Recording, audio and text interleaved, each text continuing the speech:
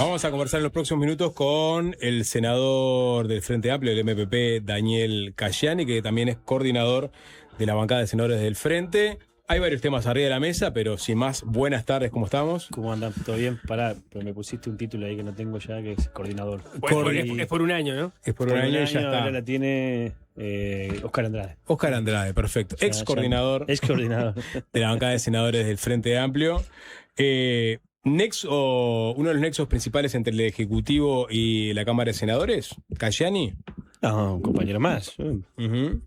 Trabajo mucho con los diputados también. Sí. Y con la oposición también. De vez en cuando tengo que hacer también esa tarea. Más allá de que no sea coordinador. No, en general, creo que hay un buen vínculo en general de todos los senadores. Ahora le toca a Andrade hacer la coordinación. Ahora, momentáneamente estaba Constanza Moreira porque Andrade andaba creo que por China. Pero bien, tenemos una buena bancada, hay una linda bancada, un lindo grupo. Somos 17 con la vicepresidenta. A mí me ha tocado ser senador del oficialismo la primera vez, me tocó ser senador de la oposición tiempo parcial y diputado sí también de la oposición y de gobierno. Y bueno, es una experiencia interesante en un momento también complicado. Desafiante. Hubo una reunión con el presidente, entre los senadores del Frente Amplio y el presidente. ¿Para qué se juntaron? ¿Y qué conclusiones sacaron de esa reunión? Bueno, nos juntamos bastante seguido con el presidente. Yamandu se junta bastante seguido con varios compañeros, entre ellos también con los senadores. Y bueno, articulamos sobre todo la agenda parlamentaria y del gobierno del próximo año, de este año, de lo que queda del año. Tenemos un mojón importante ahora que es la rendición de cuenta, que tiene tiempo el Poder Ejecutivo presentarla ahora antes fin de mes. Y después hay algunas otras iniciativas que ya están prácticamente cocinadas, entre ellas la que va a mandar ahora. Ayer nos reunimos con el equipo económico, que es un trabajo que hizo también, que encabezó Gabriel Odón y el equipo del Ministerio de Economía y Finanzas, pero también el Ministerio de Industria, Ministerio de Ganadería, Ministerio de Salud Pública, sobre la ley de competitividad y reducción del costo de vida. Reducción de costo de vida y cómo también se innova un poco mejor, cómo se mejora, sobre todo cómo se ayuda un poco más a las pequeñas y medianas empresas también, que es una parte interesante del proyecto de ley. Y bueno, y también después tenemos todo un conjunto de iniciativas que el propio Poder Legislativo tiene, que hay que ver cómo se van mechando. Pero es un año interesante porque es el primer año, nosotros pasamos, le decimos el desierto del Sahara, el primer año. Veníamos de agarrar un gobierno con un poco más de desorden de las cuentas públicas, sin presupuesto propio, muchos gastados los primeros 3 meses, con una situación particular, un momento político diferente, no solamente porque en realidad la primera vez que el Frente no tenía mayoría en ambas cámaras, sino además también la situación particular de la región y del mundo. Eso se cruzó y bueno, y yo creo que hoy estamos en un momento diferente del gobierno, del país y de la fuerza política, y también con algunas luces amarillas prendidas también que bueno, también te hacen mirar un poco con más atención algunos temas. Pero bueno, es un gobierno que está haciendo, eso es importante. Es un gobierno que capaz que publicita menos de lo que hace, eso es una decisión política que capaz que hay que discutirla si está bien, pero veníamos de un gobierno que nos acalambró anuncio y concretaba poco, o concretaba algunas cosas. Bueno, hay una mirada diferente y también al mismo tiempo, este año, si uno mira, nosotros estamos ejecutando, en términos de lo que es el presupuesto propio, lo que vendría a ser un plan de emergencia para las infancias y las adolescencias, es decir, 80 millones de dólares incrementales, es decir, de recursos extra en infancias y adolescencias en nuestro país. Es la primera vez que se invierte tanto en la historia en nuestro país, pero además... Estás hablando del 2026. 2026. Presupuesto más extra presupuestales por PPP, sí. Y estamos hablando nada más ni nada menos que casi la misma cifra que se invirtió en el año 2005 cuando ganamos por primera vez el gobierno y dijimos vamos a hacer un plan de emergencia, un plan nacional de emergencia, y se invirtieron 100 millones de dólares, ¿no? Entonces, y esto es focalizado exclusivamente a las infancias y las adolescencias. El PANES era mucho más general, si bien estaba focalizado en familias vulnerables. Y bueno, que además tenemos este desafío que luego del contexto de trabajo, de diálogo político que se convocó con algunos partidos políticos, algunos que participaron, otros que no, con actores sociales, de la protección social, hay un conjunto de iniciativas muy importantes que se van a algunas seguramente ingresar por la rendición de cuentas y otras por proyectos de ley separados, que de aprobarse este año, yo estimo, y eso que va a ser el proceso de mayor redensificación de la malla de protección social en los últimos 40 años. Es decir, si lo querés llamar de otra manera, es el avance más importante de la construcción del estado de bienestar de los últimos 40 años en Uruguay, porque ahí vas a tener no solamente la unificación de las transferencias sociales que hoy ya existen, la tarjeta Uruguay Social, Bono Crianza, las asignaciones familiares, sino también de su incremento progresivo. Sobre todo vamos a empezar por los quintiles más bajos en esta rendición, pero la idea es ir incrementándolo para poder llegar a un universo mucho más amplio y lograr algo que ya lo dijo el propio director de la OPP, es decir, lograr impactar significativamente en la reducción de la pobreza extrema infantil, pero además si le sumás también la posibilidad de establecer una tipo de jubilación anticipada o especial, una causal con 60 años de vida, más los 30 años de trabajo, le vas a permitir en conjunto muy importante de uruguayos y uruguayos que hoy están desprotegidos que se puedan proteger. Si le agregás además el seguro de desempleo para los trabajadores monotributistas o independientes, en principio sería por los 3 meses y la idea es que se pueda seguir avanzando. Eso también es una cobertura importante. ¿Pero eso va a entrar por rendición de cuentas también? Hay algunas cosas que van a entrar por rendición de cuentas, sobre todo lo de las transferencias, y hay otras que van a entrar por proyectos parciales. Sobre todo lo que tiene que ver con seguridad social tiene que tener iniciativa no solamente privativa del Poder Ejecutivo, sino por fuera de la propia mecanismo de rendición de cuentas. Y bueno, yo creo que ahí terminás de completar un avance significativo en materia de protección social, que es una de las principales preocupaciones que tiene hoy el Uruguay, y sin duda creo que también es una de las preocupaciones que tiene este gobierno, y si uno lo mira además en el contexto de lo que está pasando, no en el Mundial, sino en Argentina, en Paraguay, en Chile, vas a contracorriente de lo que está sucediendo, ¿no? En esos países se está retrocediendo en materia de derechos, protección social, desregulación, ¿no?, de muchas áreas de la economía. En nuestro país vos estás avanzando de manera importante, con restricciones, pero sin duda con una prioridad importante en la protección de las infancias, las adolescencias y también los mayores. Te pregunté la reunión del Traje Ejecutivo, obviamente, seguramente se analizó esto, pero también se analizó la baja aprobación que tiene el gobierno, ¿no? Históricamente baja para un gobierno del Frente Amplio, en el primer año y poco de gobierno. Sobre esa parte, ¿qué conclusiones se sacaron? Me imagino que comunicar esta cosa que acabas de hacer forman parte de una estrategia de decir, bueno, mire que estamos haciendo cosas que van a tener un impacto real en la población, pero más allá de eso, ¿dónde están las causas de esta desaprobación tan temprana del gobierno? Bueno, a ver, el que te diga que no mira las encuestas es un mentiroso. Si uno mira las encuestas cuando le va bien y cuando le va mal. Cuando le va bien la festeja, cuando le va mal trata de ocultarlas un poco. Pero bueno, yo creo que hay 2 encuestas que a mí me preocupan más. Es decir, una es la que hace la gente, las familias uruguayas, cuando llegan a su casa todos los días, abren la heladera y ven qué hay adentro, ven si llegan a fin de mes. Esa es la principal encuesta que nosotros estamos intentando, sobre todo, contestar y responder, que es, bueno, nosotros hicimos una campaña electoral y propusimos algunas cosas que tenían que ver con la realidad concreta de la gente y sobre todo propuestas para mejorar esa realidad. ¿Eso quiere decir que hoy estemos tirando manteca al techo? No, yo creo que el Uruguay está un poco mejor que hace un año atrás, 14 meses atrás. Tuvimos un proceso de la economía creció casi al doble de lo que crecía a nivel inercial, por lo menos en los últimos 10 años, 1%, esto casi 1.8%. Creamos 26.000 puestos de trabajo, hubo récord de exportaciones, casi 14.000 o 13.000 y pico de millones de dólares de exportaciones de bienes. La menor disminución de la inflación, que eso también pega en el poder adquisitivo.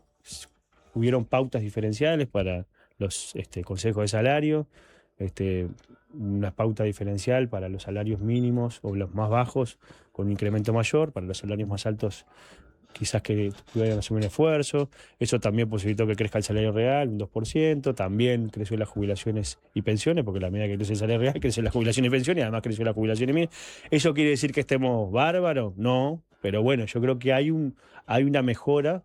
El punto de partida sigue siendo muy, sobre todo exigente, ¿no?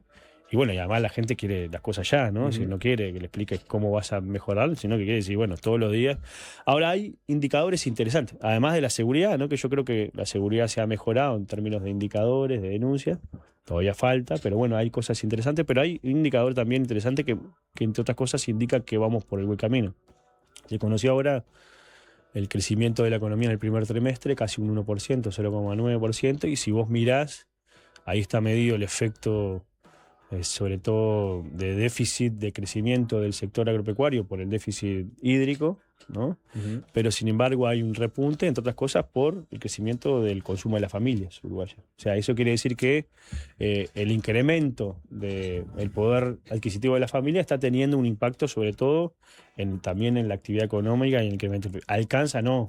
En realidad tenemos que ver cómo nosotros seguimos avanzando. Ahora también uno tiene que ver contra qué se compara, ¿no? Es decir, si vos te comparás con lo que anhelás y soñás, eso sin duda es un punto de comparación. Además, que puede ser también un parte del umbral, o si vos te comparás por dónde partís y qué es lo que estás haciendo y cómo estás maniobrando en este contexto también de muchas restricciones. Creo que ahí tenemos elementos importantes y bueno, creo que esos son también parte de lo que nosotros estamos conversando en términos de, bueno, como también, no solamente comunicamos, por eso decir que comunicamos mal es como echar la culpa a la gente que no entiende, ¿no? Es decir, como decir, bueno, pensar que la gente es boba. Y la gente entiende perfectamente. Por algo cambió de gobierno, ¿no? Es decir, había un gobierno anterior que comunicaba muy bien y lo que dijo es, vos, yo quiero dejar de vivir esa falsa realidad, quiero vivir algo más concreto. Ahora, ¿eso quiere decir que alcance? No, bueno, yo creo que no alcanza. Y además también estamos viviendo situaciones donde en realidad hay una apatía generalizada sobre la política. No solamente porque estamos en el medio del mundial y también hay otras preocupaciones, sino que en realidad, si uno mira a los gobiernos en general, hay como también, acaba de hacer un gol Francia, acaba de hacer otro gol Francia, también hay otras realidades en términos de expectativas de la gente, cómo la gente canaliza sus prioridades. Pero precisamente es el humor de la gente no puede llevar a que al gobierno se le agote el tiempo o requiera tiempos más rápidos de aplicación del plan, porque el gobierno tiene un plan, pero es un plan que requiere tiempo, hay que ver después si funciona o no funciona, pero la hoja de ruta que se trazó lleva tiempo, ¿no? Esto mismo, el dinero que va a entrar por la aplicación o por el impuesto mínimo global, bueno, eso va a entrar recién, empieza a entrar el segundo semestre del año que viene, por decir algo. Ese tipo el plan de seguridad, bueno, también lleva tiempo. La rendición de cuentas ahora recién va a empezar a tener esas transferencias para la primera infancia, que si los efectos son los que dice Arim, 6-7 puntos de reducción de la pobreza en la primera infancia, es un efecto importante, pero bueno, todas esas cosas requieren tiempo. El humor no puede hacer que se pegue un timonazo o se introduzcan cambios en esa hoja de ruta del gobierno. Bueno, puede haber también un poco más de más rapidez en la instrumentación de algunas cosas. Eso puede ser también, es parte de lo que están conversando los compañeros. Yo no estoy en el Ejecutivo, estoy en el Legislativo. Yo tengo una tarea también en ese sentido, que no estoy en la cocina todos los días. Pero bueno, ahora yo creo que también esto hay que darle también un sentido a lo que uno hace. Porque uno puede hacer cosas, las puede hacer bien, pero si no le da un sentido y un contexto, tampoco tienen valor, ¿no? Es decir, hace muy poco, ayer a final del mes pasado, fue Yamandu Orsi y también toda la plana mayor de gobierno, entre otras cosas, a Bella Unión, a festejar los 20 años de ALUR, ¿no? Que fue nada más ni nada menos que el establecimiento de un proyecto sucroalcoholero en el año 2005-2006, ¿no? 2006 terminó empezándose a gestar, para darle posibilidad de trabajo y posibilidad de desarrollo a una zona del Uruguay que estaba olvidada, para decirlo de alguna manera, ¿no? No vamos a discutir qué comían los gurises, ni cuáles eran las situaciones, los indicadores sociales, ¿no? Y económicos. Eso hoy es otra cosa, ¿no? ¿Y qué significó? Bueno, significó una política pública que hoy tiene incluso tanta legitimidad que el anterior gobierno, que era contrario a ese proyecto, no lo pudo cortar. Lo intentó, sobre todo, recortar en términos generales, pero no lo pudo cerrar. Y bueno, en este periodo de gobierno vamos a estar llegando, entre otras cosas, en Artigas, no solamente en Villa Unión, pero sería en Artigas en general, después de 200 años de historia, con una universidad, la UTEC, ¿no? La universidad en el interior del país va a llegar por primera vez a Artigas, va a haber no solo una sede, sino que van a haber carreras, hoy hay algunos tecnólogos, y eso creo que también es un cambio, porque vos estás llegando no solamente con políticas productivas para generar laburo, sino ahora con educación terciaria de calidad, que le va a permitir a muchos gurises no solamente formarse, porque además el 80% de los gurises que van a UTEC son primer y segundo quintil de las familias más pobres de nuestro país, y además son gente del interior, y vos le estás dando también una llamita de esperanza. Yo creo que esos son elementos que también son importantes, y el gobierno y la fuerza política no los valoran como algo hasta revolucionario, ¿no? Vos fíjate que hace 40, 50, 60 años se hablaba de las 30.000 hectáreas de Silva Cirrosa, ¿no? Y ahora estamos hablando nada más y nada menos que llegar con la Universidad Tecnológica a ese departamento, quizás de los más olvidados y quizás de los más complejos del país. Entonces creo que también ahí hay elementos que son también importantes darle sentido, ¿no? Porque eso no nace de un repollo, nace, entre otras cosas, porque tenemos un presupuesto que logramos articular recursos, hay un gobierno que piensa en el interior del país y está descentralizando aún más la educación universitaria, hay recursos priorizados para eso, porque la escasez de recursos es la misma que el anterior gobierno, en términos quizás ¿no? Y las restricciones son parecidas, pero lo que estamos haciendo ahora nosotros es con esas restricciones priorizando al interior del país, a los más humildes. Pero darle sentido. Y bueno, yo creo que ahí también hay un debate que la fuerza política le tiene que hacer, no el gobierno, los militantes políticos que somos nosotros, que me parece que ahí también estamos un poco haraganotes, ¿no? Pero te come la realidad, ¿no? Y te voy a meter el tema quizás más espinoso de estas últimas semanas, que tiene que ver con la camioneta de Orsi, la tan mentada camioneta de Orsi. Porque el día que Orsi estaba en Artigas justamente haciendo esto, era el día que todo el mundo esperaba una respuesta más acabada sobre cómo se había hecho esa camioneta el presidente llamando Orsi. Fue en esa recorrida, después terminó en Salto, dio la famosa declaración de meter en riesgo un beneficio. Es decir, la fuerza política, el gobierno, tendría que articular digamos, una cosmovisión, o sea, una idea de lo que quiere hacer, que tiene que ver con esto, con llegar a todo el país, con apoyar, digamos, a determinados sectores, pero la gente lo que ve es, el presidente llamando Orsi tiene que dar una explicación sobre cómo se hizo esta camioneta, y no la dio en ese momento. Y ahí se generó una crisis comunicacional que hasta hoy no queda muy clara cómo fue todo este entorno. Entonces, no hay una cuota parte de culpa o de responsabilidad del gobierno en la forma en que comunica en estas crisis puntuales, que no tienen que ver tanto con la composición de comunicamos espantoso. Sí, eso no hay duda. Sí, no hay uno que no piense eso, incluso lo que estamos en el gobierno. Sobre este caso puntual. Y sobre este caso puntual y también sobre otras situaciones. Y yo creo que eso también es parte de lo que nosotros estamos conversando, pero no porque haya dudas sobre la honestidad de Yamandu Orsi, sobre la legalidad de lo que se hizo, ¿no? Pero las dudas no se las pone arriba él mismo en la forma en que sale de eso. No, yo creo que las dudas las intenta abonar una especie de oposición, y yo le digo más que carnívora, caníbal, ¿no? Pero es decir, que hay un tipo de oposición que está generando un tipo de oposición bastante que va a terminar autofagocitándose al sistema, ¿no? Ahora, si querés, hablamos de la oposición. Si uno mira lo que está pasando también en Uruguay. Pero hablemos directamente de lo que ocurrió.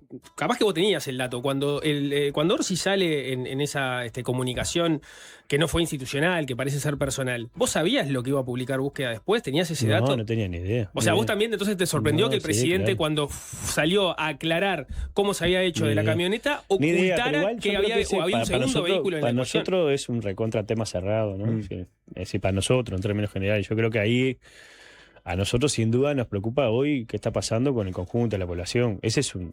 pero te viste sorprendido como me vi yo. Sí, por supuesto, pero será una anécdota más del gobierno en tanto y cuanto el gobierno logre solucionar los principales problemas que hoy la gente nos demanda, que es laburo, ingresos, o sea, laburo de calidad, si querés ponerle nombre y apellido, y seguridad.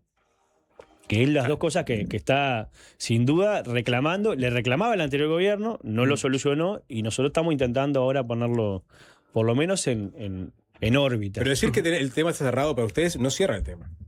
Bueno, ¿no? Cada uno. Pero déjame, me explico. O sea, vos tenés un caso que se fue amontonando perlas nuevas. La última fue después que el presidente hace una comunicación oficial, sale que en realidad había recibido otra camioneta como colaboración de campaña, que usó esa camioneta como forma de pago de la camioneta nueva. El propio entorno del presidente no sabía de esa nueva camioneta, tú tampoco sabías. ¿No quedan respuestas por dar? O sea, ¿cómo funciona el financiamiento de una campaña? Hay pila de cosas. Bueno, pero por ejemplo... Y para mejorar desde el punto de vista también de lo que podemos hacer nosotros, cada uno de nosotros, en nuestro ámbito de responsabilidad. El presidente... Yo soy parlamentario. Yo capaz que no te puedo decir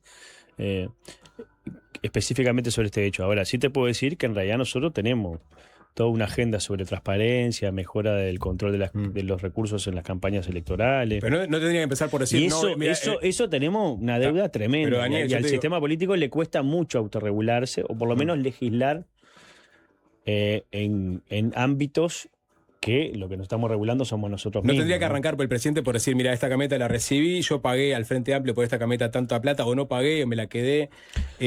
Toda esa cosa no se transparentó. Yo tengo otra visión, pero si te digo que es un tema cerrado y lo seguimos discutiendo, pero es un tema cerrado. Es un tema cerrado para nosotros. Pero Si ustedes lo pueden seguir llamando. Lo que yo digo es, a ver, Yamandú es un tipo honesto, todo el mundo sabe dónde vive. De hecho, creo que el mayor capital político que tiene es ese, ¿no? Es la honestidad, es su forma de ser, hasta alguno le dice como vecino, ¿no? Le dijo el otro día a Lucía Topolanqui que a veces piensa como vecino. Lo mató, le dijo que se manejó en este tema como intendente y tiene que entender que habla como presidente. No lo mató a Yamandú Orsi, nosotros lo trabajamos. Yo me recorrí 7 veces el país para que él sea presidente de la República. No hay uno que lo defendiera. Entonces, Carámbula, que es su padrino político, lo mató. María Julia Muñoz volvió y lo mató también. Mucha gente que lo defendió y lo seguimos defendiendo porque además yo creo que es un tipo honesto, leal y además, como todos cometemos errores, pero me parece que lo importante es lo otro, ¿no? Es decir, bueno, cómo el gobierno puede también conversar con la sociedad sobre esos problemas. Porque a mí no hay nadie que me pare ni en el supermercado ni nada sobre estos temas. No. Me para y dice, vos, ¿cómo vamos a solucionar el tema de seguridad? Hay una boca de pasta base en mi barrio. ¿Nadie te hizo un comentario de la camioneta de Hyundai? ¿Nadie te hizo ningún comentario? Por supuesto que me han hecho comentarios. Lo que digo es que nadie me para por ese problema. Claro. Me paran sobre otros problemas y creo que sin duda eso es lo más importante. Pero vos yo insisto con esto. Y hace como 2-3 minutos que estamos hablando del tema, yo dije que para mí es un tema cerrado. Ustedes si quieren siguen preguntando, pero me parece que lo importante acá es ver cómo nosotros discutimos sobre otros temas, ¿no? Porque uno es, sin duda, el financiamiento de los partidos políticos y las campañas electorales. Sobre eso hay que mejorar. El periodo pasado nosotros impulsamos la ley que había presentado Pepe Mujica cuando era senador, y esa ley quedó renga, ¿no? Entre otras cosas porque parte de los controles que nosotros le queríamos meternos se le metió, ¿no? Y no teníamos la mayoría para pasarlo. Votamos como un avance, pero lo dijimos también en el debate. Después hay otros temas que nosotros tenemos que ver cómo mejoramos en términos de transparencia en la gestión de la cosa pública. Yo fui el que hice el proyecto de ley, que ahora es ley, para que las declaraciones juradas patrimoniales de todos los legisladores, es decir, de todo lo que tomamos definición, no solamente se tenga que hacer cada 2 años, sino que se haga pública, ¿no? Porque antes era solo el presidente y vicepresidente. Y los ministros de la Suprema Corte de Justicia, los del Tribunal de Cuentas, los senadores, los diputados, todos afectamos intereses, pero parece que solo 1 o 2 eran los que deberían ser transparentes. Y eso ha permitido también conocer un conjunto de temas que son interesantes. Por ejemplo, el patrimonio de los legisladores, los intereses que tienen muchos legisladores, los ingresos que tienen algunos legisladores extra, algunos muchos más importantes que sus propios ingresos como labor parlamentaria. Y ahí hay todo un debate acerca de cómo transparentamos también, no solamente la gestión de las campañas electorales, sino también la gestión de la actividad política. Pero ahora, si vos tenés un legislador que trabaja en 5 lugares, salvo que sea un CRA, que le dé para todo, ¿no? Yo me dedico solo a esto y me falta, es difícil. Primero que le ponga legislador o presidente de ACE. Que le ponga calidad a lo que hace y además también le ponga interés. Y ni que hablar que pueden existir intereses cruzados. Pero ¿no? te pregunto Ahora de legislar sobre eso. Te meto una. Vos decías que el tema está cerrado. ¿Está cerrado porque vos tenés todas las respuestas o porque elegiste cerrar el tema sin saber todos los detalles? Está cerrado porque para mí no hay nada más para aclarar. Si yo te pregunto, ¿por qué a Yamandu Orsi, cuando fue a comprar una camioneta, le hicieron un descuento de $25.000? ¿Cuál es la respuesta? Si yo sigo hablando, está abierto. Yo te digo que está cerrado, está cerrado. ¿Tenés esa respuesta? ¿Le preguntaste a Orsi por qué te hicieron un descuento de $25.000? Para mí es un tema que está recontra cerrado. No tengo ninguna duda sobre la honorabilidad de Pero vos no tenés Yamandu ninguna duda, Orsi, pero yo te pregunto como ciudadano, ¿por qué le hicieron ese descuento? Cuando vos podés invitar a Yamandu Orsi, o te lo cruzás por la calle o allá por Salinas, le preguntás y lo aclarás.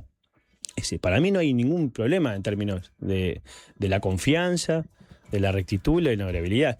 Y eso creo que para mí es un tema cerrado. Pero para hacer lo demás, yo hay muchas cosas que no sé cómo funcionan en muchas partes del Estado, de la vida privada y cosas. Está bien, pero no me querés dar la respuesta. Pero vos la tenés. Es que es un tema cerrado. ¿Pero sabés por qué le hicieron ese descuento? ¿Vos lo sabés? No tengo ni idea y ni me interesa. Daniel, entonces cerraste el tema sin tener todas las respuestas porque elegiste confiar. Bueno. Yo ya te di mi respuesta. Yo ya te di mi respuesta. Daniel, ¿A vos te han hecho como legislador descuentos de esa envergadura en algún negocio? A mí no me doy cuenta ni cuando voy a comprar huevo al supermercado. ¿Es habitual que un político le hagan un descuento de $25.000 en una compra de algo? ¿Sabés lo que es habitual? Que haya mucha gente que tenga ingresos de otros lugares y no se hable poco de ese tema, ¿no? ¿Y eso está bien o mal? Me parece un disparate. Ahora, ¿Sabés para qué me parece un disparate? Porque en realidad son los que terminamos resolviendo sobre la vida de todos los demás. Incluso sobre los medios de comunicación, y nunca se debate sobre esos temas. Pero vamos a hablar sobre el proyecto de planteaste. Pero yo ya sé, a mí que esos son los padres. Usted me dice, vamos a hablar, no hablamos nada. No, pero ese proyecto que presentaste. Es lo que estoy diciendo. A ver, es sobre ese tema. Porque ahí estamos hablando del verdadero poder, ¿no? Sí. Estamos hablando de senadores que cobran 8, 9, 10 veces más de lo que declararon. Porque también hay toda una discusión acerca de si realmente lo que está declarado es así. Te voy a llevar a tu proyecto. De lo que declarar. Daniel, te voy a llevar a tu ¿Cómo proyecto. nosotros le vamos a exigir pero estoy hablando del proyecto. ¿Cómo le vamos a exigir a otro determinados niveles de transparencia, exigencia y bueno, además que tienen que trabajar solamente en ese trabajo, porque en realidad si no tienen exclusividad y si no pueden trabajar durante el mostrador, cuando están trabajando en 5 lados del mostrador. Ok, despejemos la doble vara. Que además, en un caso concreto, yo qué sé, en una empresa pública, en una cosa, trabaja específicamente en una cosa. Ahora, como legislador, sos multitasking, ¿no? Te despejo Estás en todos los temas. Más si sos senador. Hay que introducir, porque Cachani está hablando sobre un proyecto que presentó en la previa de este tema y está bueno como separarlo de este caso porque es un proyecto son 3 en realidad. Por eso, y está bueno discutirlo y hablarlo, pero de separarlo del caso de la camioneta de Orsi. O sea, por eso, terminamos con la camioneta de Orsi y después nos metemos con el proyecto que planteó Cayani. La pregunta que decías, Jorge, yo te adoso otra, que es, ¿está bien que el presidente de la República reciba una donación de un particular y que esa donación termine después en su patrimonio personal? ¿Qué es lo que sucedió? No terminó así, porque la camioneta está donada. La camioneta, bueno, no, la donó después de que sucediera todo lo que sucedió. No sabíamos qué íbamos a hacer tampoco, no se sabía qué iba a hacer. Eso es contrafáctico, ¿no sabes? No es un contrafáctico. Por eso digo, el presidente no iba a donar la camioneta hasta que saltara todo esto. ¿Cuántas horas discutieron acá? La moto de la calle Pou? La moto de la calle Pou. Que salió $55.000. ¿Pero qué había que para discutir ahí?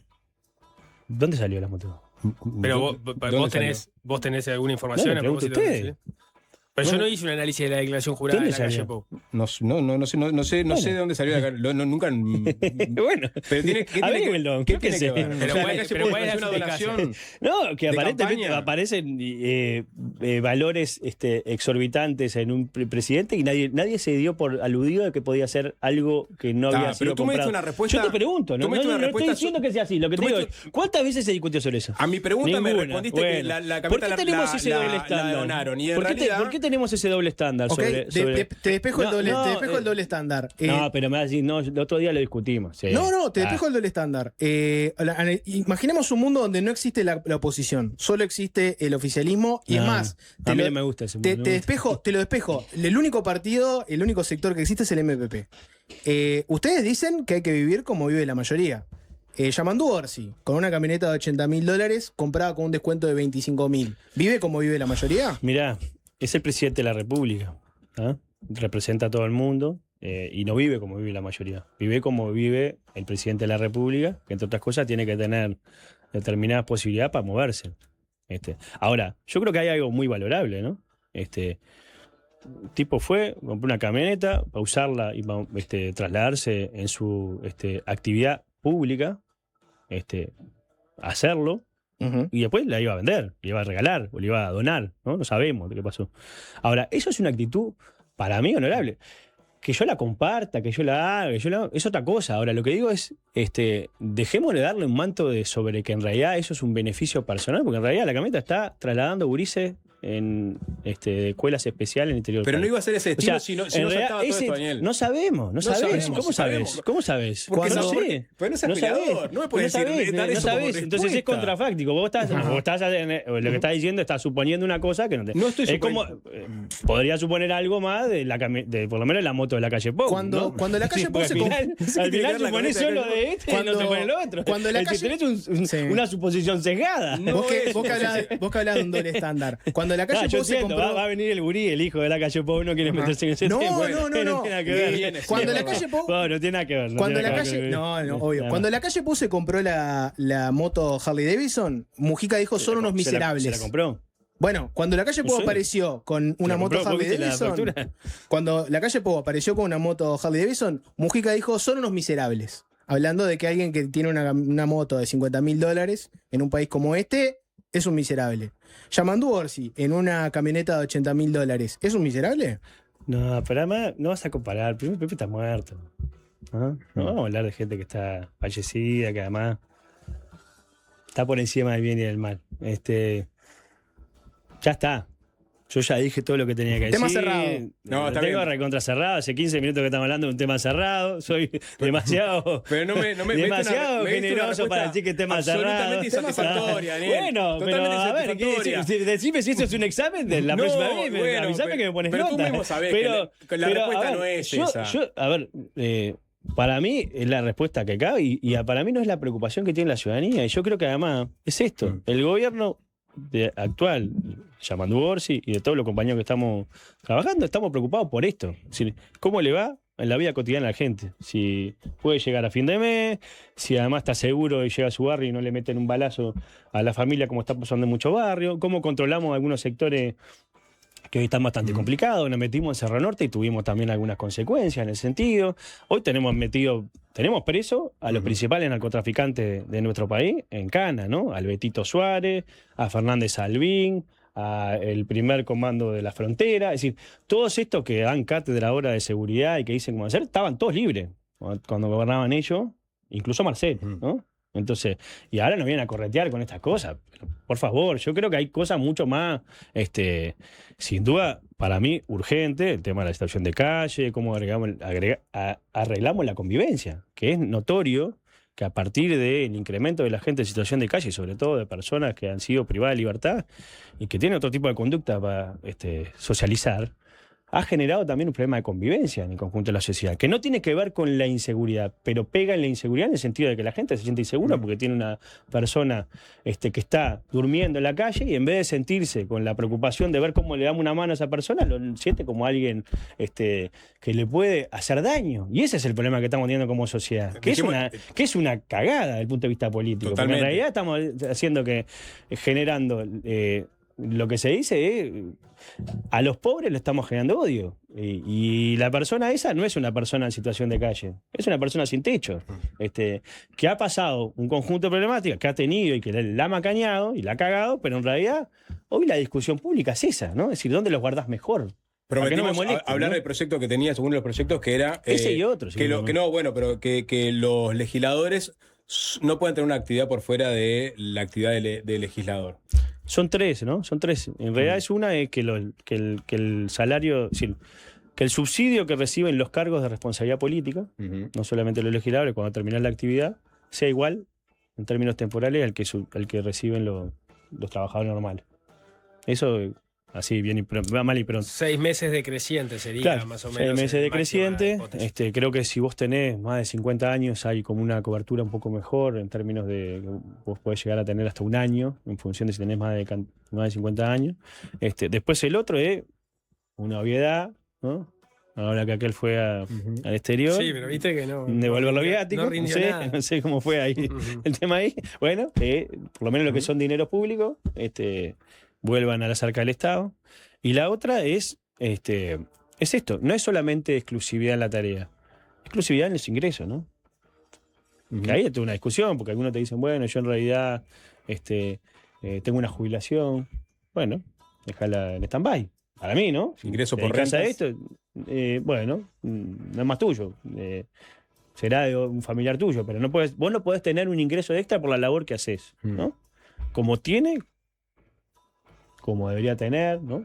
Cualquiera que hace una actividad pública y no tenga conflicto de interés, o para evitar el conflicto de interés. ¿Eso es bueno o malo? Y bueno, yo creo que es bueno en el sentido que transparente un poco y evita el conflicto o el posible conflicto de interés que pueden tener algunos legisladores, porque en realidad nosotros afectamos todos los intereses. ¿Qué casos tenés en mente? Porque lo estás diciendo. No, pero no hay. Es decir, Pero mencionaste de casos concretos, dijiste gente que incluso gana dije más y no la dije declara. casos concretos porque en realidad hoy las declaraciones patrimoniales son todas públicas. Ujú. Y uno puede ver los ingresos que se declaran. Es decir, pero no es por un caso especial, en realidad es en general, porque así se tiene que legislar. Y además para futuro, ¿sí? Porque en realidad ni siquiera va a afectar la actividad de los legisladores que actualmente son electos, porque fueron electos por otra normativa. Si no, podría afectar en todo caso el ingreso exclusivo de los próximos. Esa es como la idea que me parece importante. Y si me apuraba a mí, pero bueno, ahí tendríamos que tener otro tipo de institucionalidad un poco más fuerte. Yo creo que hay un conjunto muy importante de instituciones privadas, pero que administran fondos públicos, que no están alcanzados por ninguno de estos mecanismos. Y por ejemplo, el gerente de una institución médica privada, asistencia médica privada, maneja los fondos del FANASA. El gerente de compra, ¿no? También tendrá algunos socios específicos, pero también maneja fondos. Y el que tiene un servicio tercerizado, no te digo el que va a hacer una obrita de un baño a una oficina pública, ¿no? Pero una gran obra pública, fondos públicos, ¿no? Invertimos mucho dinero. ¿Por qué todos esos no también son transparentados? Porque en realidad, Pero transparentado, ¿qué quiere decir? Que hagan declaraciones juradas. claro, que se controle su patrimonio. Porque también es parte de los recursos públicos. Y ahí hay toda una discusión acerca de la huida, ¿no?, al derecho privado de un conjunto muy importante de actividades que hoy no son alcanzadas por los controles de lo público. Entre otras cosas, para ser más eficiente, está bien, ¿no? Porque incluso están en competencia, pero entre otras cosas terminan también poco, por lo menos discutida también su transparencia y su honestidad. Pero, también, ¿no? pero con un mecanismo de esos, sobre todo Eso no está en el proyecto. Eso estaba en el proyecto original, me lo mataron. Pero ciñámonos a la exclusividad de la remuneración del legislador. ¿No estás sacando el segmento del medio de posibles personas que se quieran dedicar a la política? Porque quizás alguien que tiene mucho dinero perfectamente podría estar 5 años en stand-by. Quien tiene poco dinero perfectamente podría encontrar en la política una oportunidad también de tener ingresos, pero el que está en la mitad de tabla, que tiene un emprendimiento, vos le estás diciendo, no, te tenés que desprender absolutamente de tu emprendimiento, no sé, hacer un traspaso, no vas probablemente a perder o a cortar esa conexión pero yo creo que de los intereses, porque los intereses van a seguir siendo los mismos, porque yo se lo voy a pasar a mi pareja, se lo voy a pasar a un amigo, un testaferro, digamos, no voy a desprenderme de mi negocio familiar por 5 años o para ver si soy candidato si estoy 5 años en el Parlamento. Bueno, pero si vos sos docente no podés seguir enseñando. La única previsión pero que hay... podés concursar en los... La única después. previsión... Sí, claro. Pero si sos, por ejemplo, funcionario público, tenés que renunciar a la función Es pública. verdad. Y ahí Es hay verdad. una limitante. Sí. Y hay muchos optan, ¿no? Sí, Muchos algunos no. han tenido que hacerlo. Muchos no. Bueno, ya hay previsiones. El tema es qué tipo de previsiones hay. Hay prohibiciones que tienen que ver con limitar la posibilidad de que aquellos que tienen acceso a la función pública terminen haciendo una carrera política. está bien, capaz que en ese momento se veía mal, estaba mal. Bueno, yo creo que hoy la actividad privada en nuestro país tiene un peso importante en la economía, tiene un peso importante también en la realidad nacional. Yo creo que cuanto vos más dividas, ¿no? Bienvenido sea todo el que quiera hacer política y cuanto más democrática sea la política en Uruguay, mejor. Pero para eso hay que tener, además de buenos partidos políticos y representación, que eso es la crisis que tenemos hoy, también al mismo tiempo tener la capacidad de lograr que la gente te termine validando en los procesos electorales, tanto departamentales, municipales como nacionales. Ahora, la discusión acerca de que si vos limitás esto, en realidad estás diciendo que hay mucha gente que no puede entrar. Bueno, entonces, o no limitamos nada, ¿no? Y decimos, bueno, somos súper liberales, entren todos, o empezás a poner también algunas luces rojas, porque me parece que también eso es importante. Ahora, ¿quiere decir que alguien que tenga una actividad extra es un delincuente? No, nadie está criminalizando al que tiene un ingreso de extra, le haya ido bien, se haya dedicado a la actividad privada. Eso me parece que está bien. Ahora, si vos querés hacer plata, dedicate a hacer plata. No te dedicas a la actividad política. Eso me parece que es el mensaje que nosotros entendemos que hay que dar y que, bueno, y que incluso también es parte de la discusión. Ahora, ¿cuándo se discuten estos temas? Nunca, ¿no? Porque tenemos tiempo para discutir otros temas, pero ese tema siempre es como, primero porque nos afecta a nosotros, y bueno, y también ahí somos medio perezosos nosotros, ¿no? Y también está... Nosotros nosotros los legisladores, sistema político, me incluyo dentro del sistema político que defiende intereses corporativos. Yo no me siento así, pero creo que sin duda, en muchos sentidos, termina generando ese tipo de práctica. Y me parece que también hay que transparentar en el buen sentido, porque si no, pasa lo que pasa en otros países. Si no te mejorás vos, elevás tus estándares en términos no solamente éticos, sino también legales, y bueno, te aparecen los outsiders. Y si uno mira lo que está pasando con la derecha acá, con algunos se ponen de la derecha, yo insisto que se volvieron no carnívoros, sino caníbales en algún sentido. Yo no sé si están terminando pregonando o con sus actitudes generando también que haya un conjunto muy importante de gente que hoy está descreída de la política. No solamente por la acción del sistema político, sino también por algunas prácticas. Algunos estudian en el 30, 40% de gente que diría que yo votaría a alguien por fuera del sistema político. No solamente porque los políticos a veces somos medio también aburridos, clásicos, ¿no? Tendemos como a homogeneizarnos, sino también porque me parece que también hay una señal. En Uruguay somos una penillanura levemente ondulada, todo tarda, pero llega. Y esa idea de que el 80-90% de la gente ya resuelve su voto independientemente del candidato porque ya tiene una afiliación partidaria, se está rompiendo, ¿no? Apareció Sartori, apareció Manini, aparecieron otros. No terminaron de dar el salto. Pero bueno, eso también es una... Y bueno, y ahí también tenemos que poner el foco los que hacemos política. No porque tengamos que poner un cerco para que no entre la gente que no es del sistema, ¿no? Eso sería funcionamiento tipo casta, sino más bien a ver cómo democratizás esto y haces que justamente la gente se sienta representada por algo que es importante. ¿Para qué? Para que el Uruguay funcione, ¿no? Para que el Uruguay tenga cierta estabilidad, para que haya posibilidad de discutir la diferencia dentro de un marco racional, ¿no? Y que no como decía la calle Pou, no llegue la sangre al río, ¿no?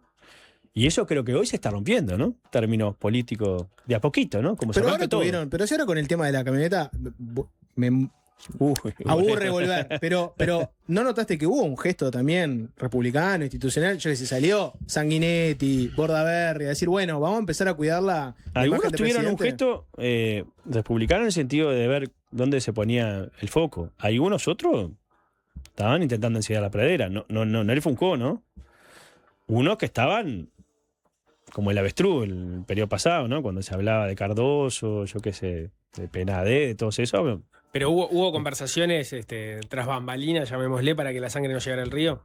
Hubo una especie de acuerdo. No. En prensa se manejó que el Pacha Sánchez llamó a algunos líderes de la conversaciones oposición. hay normalmente en el Parlamento porque vos conversás con todo el mundo, pero sobre de tener un pacto sobre esto, no.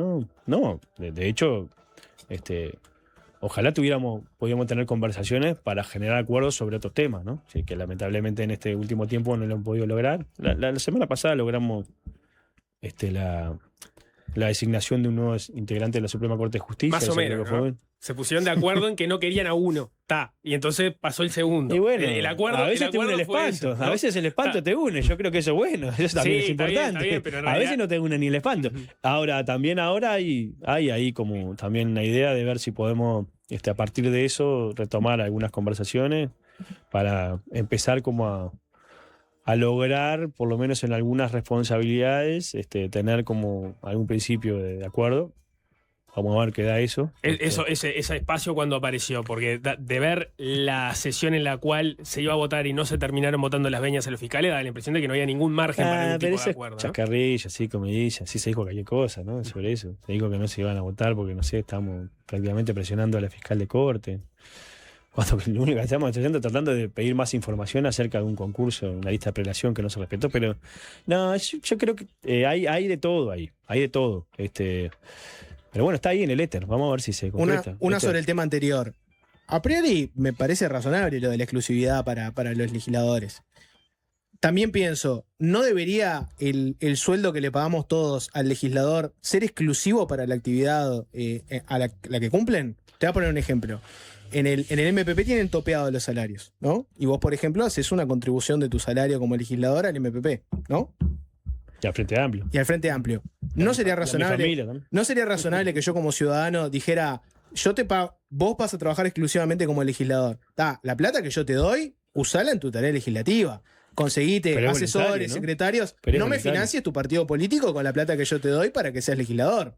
Como es el dicho cristiano, mi mano derecha no le pregunta lo que hace mi mano izquierda, ¿no? Mi bolsillo izquierdo, una cosa así, ¿no? Algo así, claro. Si yo te pago para ser legislador, no me hagan la triquiñuela de decirme, tampoco no vamos a poder 60% de hiperreguladores, ¿no? Yo creo que lo que... ¿Por qué no? Y bueno, porque si no al final terminás regulando absolutamente todo. Yo creo que lo que nosotros tenemos que ver es el que quiera donar su dinero, que haga lo que quiera. Vos podés hacer con tu plata lo que querés y eso está bien. Pero por la paralela estás financiando políticamente tu partido con la plata que te pagan para ser legislador. Pero en el caso nuestro es recontra voluntario y sé que además de muchos otros sectores del Frente Amplio, lo hacen también de manera voluntaria. Es decir, es más, de hecho, la Constitución y las leyes reconocen que si vos mañana decís yo no aporto esto, durante todo el periodo vos no aportás absolutamente nada. Ahora, esa no es la conducta ni el acuerdo político, ni tampoco el procedimiento que nosotros hemos establecido, porque además, quienes estamos hoy acá, mañana vamos a estar claro, pero yo te digo, cosa, si el espíritu de la iniciativa es sustentate con el sueldo, no tengas trabajo por afuera en simultáneo, porque puede dar lugar a conflicto de interés, seamos realistas. Ustedes más que nada le van a pedir eso si puede vivir con menos, a la mejor. Oposición. Le van a pedir eso a la oposición más que nada, que son los que tienen un poco más. Hay de todo igual. Pero el problema no sería un buen gesto que el problema que cuando, el no es cuando dijera, vivimos bien, el problema es cuando no te alcanza para vivir. Ese es el drama. A todos los legisladores se alcanza para vivir con el sueldo que tienen. por eso. No es el caso, lo que digo. Ese es el problema de fondo, cuando no te alcanza para vivir. Claro, pero lo que te digo es... No que puedas vivir con Lo que te digo es, se da una situación en la cual el ciudadano le paga el sueldo a un legislador y por la paralela le está financiando su partido político. ¿No sería un buen gesto decir, no, la plata que a mí me pagan la uso exclusivamente para legislar, lo otro me lo financio como yo pueda? Puede ser. Yo soy de la idea de que para mí todas las contribuciones que se pueden hacer, no solamente a los partidos políticos, uno hace contribuciones al Club de Barrio, yo soy socio de Nacional. No podés donar a la Teletón, decís. Pero en el partido político tenés un interés directo. A todo el mundo. En el partido político después te vas a financiar la campaña. ¿Qué te parece? Yo no es lo mismo. Traigan buenos jugadores. Pero no es lo mismo que vos financies, no es lo mismo que vos financies el MPP con la plata del salario que financies el Club del Barrio. Abro un paréntesis, ya que Jorge puso arriba ese tema, porque en esta discusión, a propósito de la camioneta, el observador publicó que Orsi no estaba topeado en su salario en el MPP, a diferencia de él, lo que uno entiende, todos los dirigentes del MPP, que eso ya venía desde la Intendencia. ¿Eso es algo que ocurre solo con Orsi o hay otros dirigentes que también están en la misma situación? Yo no estoy en la parte en la parte de finanzas, pero no, generalmente todo el mundo aporta. Incluso Orsi, cuando era intendente, aportaba también. El observador ha dicho que no, que eso ya venía de esa. No, sí, acá tanto sí aportaba. Orsi aportaba al MPP. O sea, tenía topeado el salario. Ahora no es más del MPP. No, ahora es el presidente de todos los uruguayos. No, claro, cuando era el MPP y cuando era intendente aportaba el MPP mensualmente. Sí, No sé, sí, yo no estaba, sí, yo no le iba a cobrar sí, el diezmo. No lo tenés claro, no lo tenés, que es otra respuesta. Bueno, No lo en tenés algún claro. momento pudo juntar plata para la camioneta justamente porque no hacía el aporte del MPP. Ahora. No, Ahora. cuando era intendente. Ahora. Estamos hablando de ahora. Pero el observador No. decía que tampoco había regido el tope de sueldo cuando era intendente, que era un acuerdo que ya venía de antes. Una cosa es el tope, otra cosa es el aporte. Puede haber un aporte que se haga y no tiene que ponerse el tope. No, pero en general todos los compañeros aportan. Sí. O sea, ahora sí sería la excepción. En ese caso, se entiende, es el presidente de la República, era intendente de Canelones. No sé si Aníbal Pereira tenía topeado el sueldo cuando era intendente de Rocha. No sé, habría que preguntarle a Aníbal. Sí, pero creo que Pues sí. si no lo mataron, lo mataron a Aníbal, ¿no? Porque uno estaba topeado y el otro no. Hay una que se comenta mucho siempre, viste, la de comunicamos mal, hay problema de comunicación, etcétera. ¿Deberían hacer un cambio en el equipo de comunicación? ¿De presidencia? Sí. O sea, si hay un diagnóstico generalizado, todos los frente amplistas que son dirigentes como vos te dicen comunicamos mal, ¿por qué no cambian el equipo de comunicación?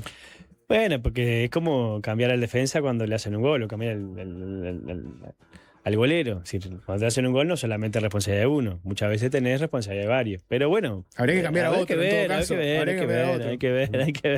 Hay que ver. Sí, todos los gobiernos cambian, ¿no? Sí, no hay, salvo el de Tabaré, el último que tuvo el gabinete casi ineterno.